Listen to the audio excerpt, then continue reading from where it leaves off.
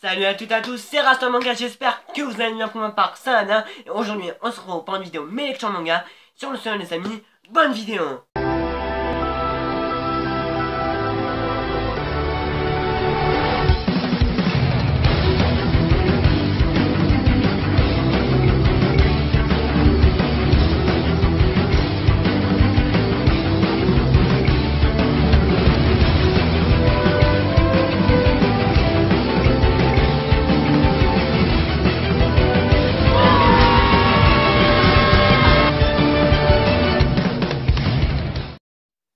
Je commence cette vidéo avec un manga complètement déjanté par son côté malsain et je vous parle du 5e tome du manga Les Fleurs du Mal. C'est un manga qui a été conçu par Shuzo Otimi, l'auteur du manga Dans l'intimité de Marie, et connu pour avoir fait d'autres œuvres mais qui ne sont pas commercialisées en France. C'est chez les éditions Kiun, c'est un shonen qui est au prix de 6,60 €. Il est du genre suspense et trailer et le prochain tome sortira le 21 septembre 2017. La relation entre nos trois protagonistes avance vraiment, mais vraiment beaucoup. On a toujours Takao qui est aussi frustré et qui ne sait pas dans quel camp se mettre, soit avec Nanako, la fille qu'il aime, ou soit Sawa, la fille qui le maltraite. On a aussi ce côté intrigant au niveau de Sawa, qui... on ne sait pas ce qu'elle veut faire à Takao en fin de compte. On a Nanako qui a un changement de personnalité, qui est passé de la fille toute calme à une fille complètement déjantée aussi, comme Sawa.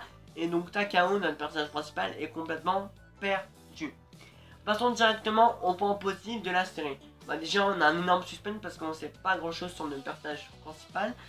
Le côté intrigant de certains personnages est vraiment, mais vraiment hyper intéressant parce qu'on peut voir qu'il y a même des enfants qui peuvent être malsains et c'est ça le plus dérangeant en fait.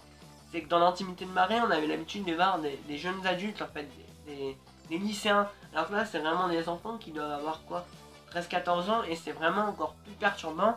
Et le plus gros point positif du manga, c'est le côté pervers de l'auteur déjà, et qu'il arrive à nous transmettre ça dans le manga, et je trouve ça juste vraiment incroyable, et hyper intéressant, hyper perturbant, et hyper prenant, parce que j'aime beaucoup les mangas malsains, et c'est une œuvre que je vous recommande à 3000%, et ce que j'ai oublié de vous dire, c'est qu'il faut aussi un peu de réflexion.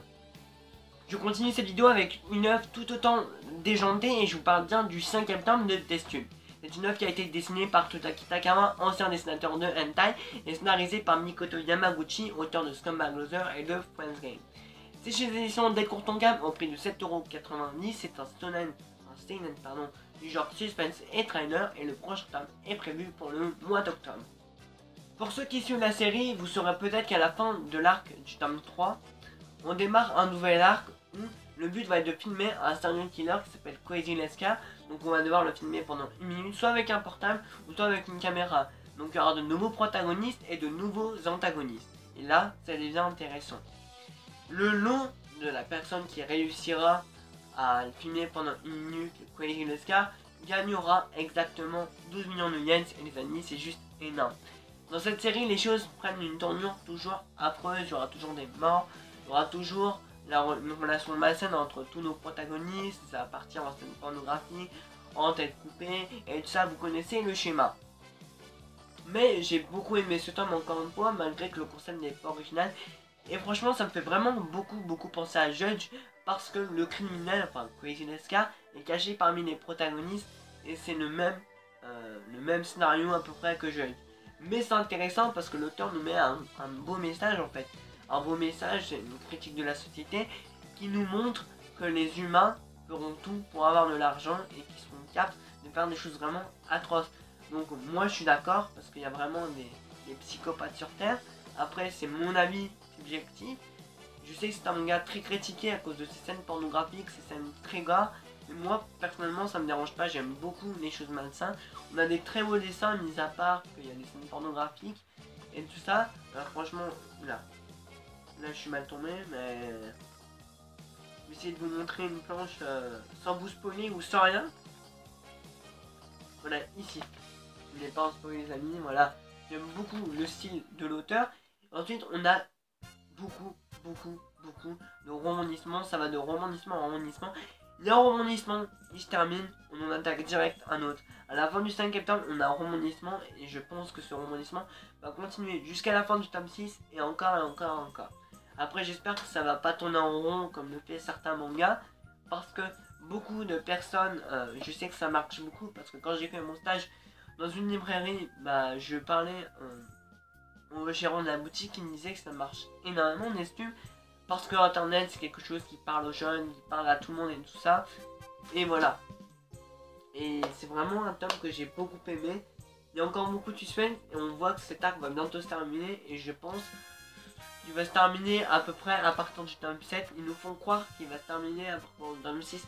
Mais moi je parie que ça va se terminer au tome 7. J'enchaîne la vidéo avec un petit shoujo sympa et je vous parle bien du 4ème tome du manga Love Beloved Left Beloved. C'est une œuvre qui a été écrite par Iyosaki Sakan et également dessinée. L'auteur de Blue String One et Strum Edge, elle a eu le droit à un petit one-shot à elle. C'est édité chez Kana dans leur collection shoujo, c'est un shoujo du genre romance, tranche de vie et je dirais même high school. Il est au prix de 6,85€, nous n'avons pas encore de date pour ce 5ème tome et c'est encore en cours au Japon. L'histoire entre nos 4 protagonistes continue et avance vraiment petit à petit. On a toujours ce carré amoureux mais qui se déforme petit à petit. Franchement, ce 4ème tome a été vraiment très bon dans l'ensemble. On avait des personnages attachants, on a une histoire vraiment très bien ficelée qui tient la route. Et c'est ni Kiku la praline, ou c'est ni du revu. Et du revu peut-être un peu au niveau du truc high school, lycéenne, lycéen, carré amoureux, triangle amoureux, voilà. Peut-être pour ça, mais pas au niveau des personnages parce que chaque personnage dans ce manga a une personnalité différente. Et j'ai eu vraiment pas mal de shoujo. Et donc je peux avoir du recul en parlant de Love Beloved Left Beloved. Ensuite on a une histoire avec une petite intrigue sympa. Donc on se demande si Mio va se mettre avec Yuna ou Akali ou si Inui va se mettre avec Akali. Et ça je trouve ça vraiment intéressant. C'est sans prise de tête ni quoi que ce soit. Et on a vraiment de très beaux dessins. J'aime beaucoup le style de Iyosaki Sakan. Je sais pas ce que ça donne au niveau de son évolution. Je sais qu'il y a une petite évolution sympa. Mais je n'ai ni lu Blue String One ni Strum Edge. Peut-être que je dirais. Mais en lisant le synopsis de Strum Edge, franchement ça me tente pas trop. Mais ça reste à voir quand j'aurai terminé pas mal de séries. Parce que ce mois d'août il va être rempli de mangas et je vais pleurer. Donc voilà ce que ça donne au niveau des dessins. Donc comme vous pouvez le voir ici, on a des fonds assez blancs. Et là on a des cases avec pas beaucoup de dialogue et tout ça. Et c'est surtout du dialogue. C'est pas le scénariste qui va nous raconter l'histoire à telle heure, voilà. C'est vraiment sans prise de tête quand je dis ça. Et on va voir surtout l'expression de visage de nos personnages. Et ça je trouve ça vraiment cool. J'ai hâte mais vraiment de lire ce 5ème tome. Pour moi c'est un immense coup de cœur. Je dirais en manga papier c'est mon shoujo préféré. Après j'en ai pas lu non plus 36 000 donc je peux pas juger le niveau de ça. Mais en tout cas c'était un gros coup de cœur. Je termine cette vidéo avec le 4ème tome de We Are Raccoon. C'est une œuvre qui a été écrite par Okucho et dessinée par Shizumi Watanabe. C'était édité chez Kurokawa au prix de 6,80€. C'est un shonen qui est de genre aventure et fantastique. Le prochain tome sortira le 10 octobre 2017. Mais les amis, faites attention. Si vous n'aimez pas les grandes séries, ce manga n'est pas fait pour vous. Car il y a actuellement 15 tomes au Japon et c'est encore en cours. Dans ce 4ème tome, nos 2 protagonistes vont continuer à faire les épreuves de marble, ça va être très compliqué. Mais notre personnage principal va réussir à trouver des techniques. Il est hyper intelligent et tout ça. C'est le mec cliché du survival game et c'est assez agaçant. Mais la personne qui m'énerve le plus dans ce manga, c'est elle. Donc notre 2ème protagoniste. On en apprend un peu plus sur elle, donc je trouve que c'est un peu plus intéressant. On sache un peu plus à elle. Parce que dans le précédent tome, j'avais envie de l'apprendre et lui me fout des claques. Elle est assez marrante dans sa façon de parler, elle est assez prétentieuse, c'est sa petite personne en priorité et tout ça.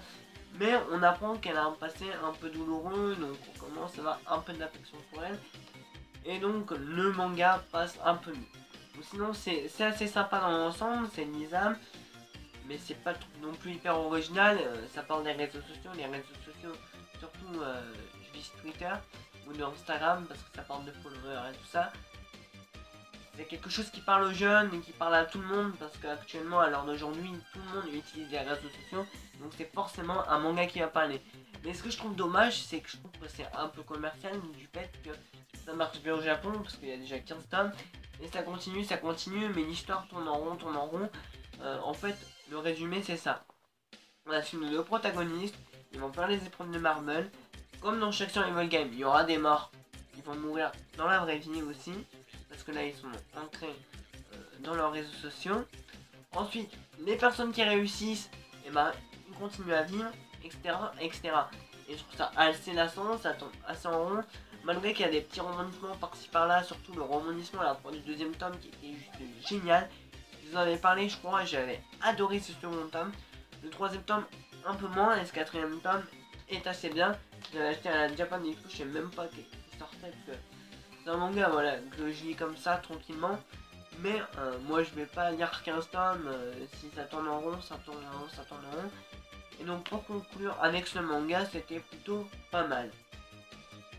Voilà les amis, c'est la fin de cette vidéo, j'espère qu'elle vous aura plu. Si elle vous a plu, n'hésitez pas à me le dire en commentaire, à liker, à partager et à commenter et à vous abonner si vous a plu. On est déjà 1047 les amis, c'est juste incroyable et c'est hyper motivant. Et dites-moi en commentaire si vous avez lu des mangas que j'ai parmi les 4 que j'ai présentés ou si vous comptez en acheter. Sur ces amis, je vous passe une bonne journée, une bonne soirée. Salut Nala.